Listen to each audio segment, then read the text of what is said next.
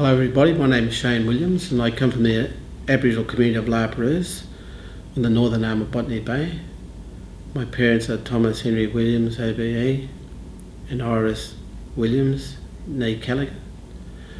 I go back to several tribal groups. So I go back to the Dharawal people on my mum and dad's side, the Dunghutti people on my mother's father's side, and the Gimilroy on my father's side. Family research and community research in the historical context is very important. It's important because a lot of our people, they were given, particular surnames, and they was married several times as well. And in the early days when we conducted research into our families, research that was led by my mother and other senior women from La Perouse, we was getting a little bit confused because our ancestors had all these different surnames, and then we discovered through historical research that they was married several times, and therefore there was certain families running off those marriages. And then we was able to link those marriages together and then discover that we had a vast network of relations from the one marriage. But historical research is also important as well because in the 1880s, my father's grandmother and my mother's grandmother were both taken away from Sydney by a guy named Daniel Matthews to a place called Maloga. There was a Christian mission station that he had set up, and the idea was to indoctrinate Aboriginal people into his faith. But what I found very important for the historical research that I did is that I was able to actually track their travels for at least 2 years during the 80s and 90s.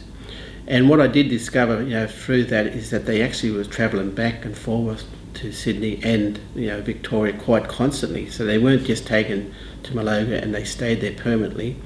There was constant returning to their countries through the historical research that I did. So our family's already held a lot of stories and information. So for example, my grandmother, so that's my mother's mother, who was born in 1884 on the beach at La Perouse. I was lucky enough to actually know her. She died when I was 19 years old, and she's the only grandmother that I knew. I had no grandparents around at the time. And she used to tell me a lot of stories about her experiences growing up in La Perouse when she was young, but also her experiences up in the Macleay Valley where she married my grandfather as well. And these stories were very important for historical research because I was able to go back in, into the library systems, where a lot of historical information is held, and actually explore, the stories that they told me. And, a lot of it was, absolutely correct. And this sort of research is very, very important, not for just, reconstructing your history, but, reinforcing the identity of, the younger generations in our families. So the series of videos that you're going to see are going to be very useful in terms of the first steps you can take in conducting your own historical research. Paul Irish and Michael Bennet's work over the years has been very vital, to supporting this sort of research. They're very well positioned to provide the advice and guidance and support that Aboriginal people need to conduct their own historical research. And this sort of research is very important for us because our younger generations don't have to go through what we've gone through, under the Aboriginal Protection Board and Welfare Board policies, which actually sought to separate Aboriginal people and also to, make silent our histories. So this sort of research is important for bringing all that back together again. So whilst governments sought to separate us, this sort of research can be used to bring us back together again. Thank you. Welcome. My name is Michael Bennet. I'm a Sydney-based historian. I grew up in Dubbo on Wiradjuri country in the 1970s and the 1980s. My ancestors come from England, Scotland and Ireland, going back a few generations now.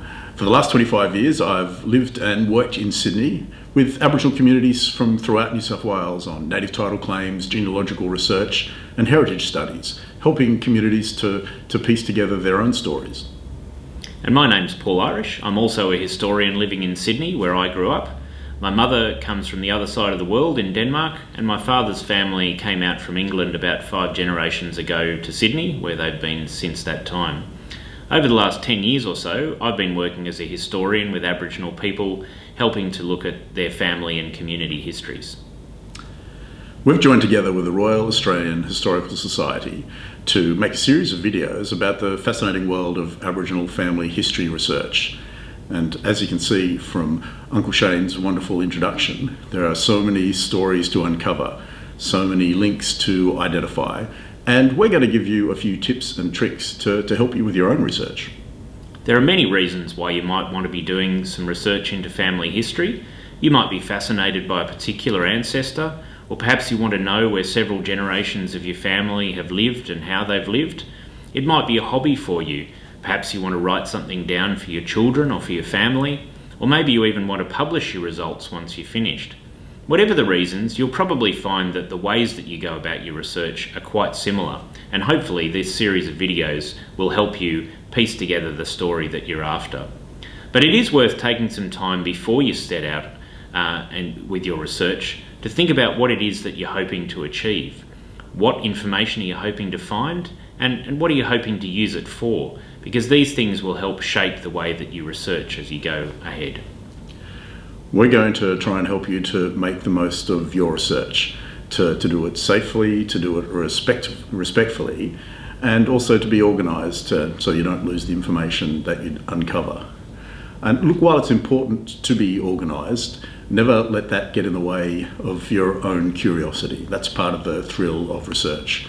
You don't need a university degree to do this type of research. You can dive in and see what you can uncover. It can be sad, it can be challenging at times, but it can also be fun and thrilling as well. This set of videos will help you get on your way, but there's a lot of other resources that you can access online and in libraries to help you deepen your research as you go along.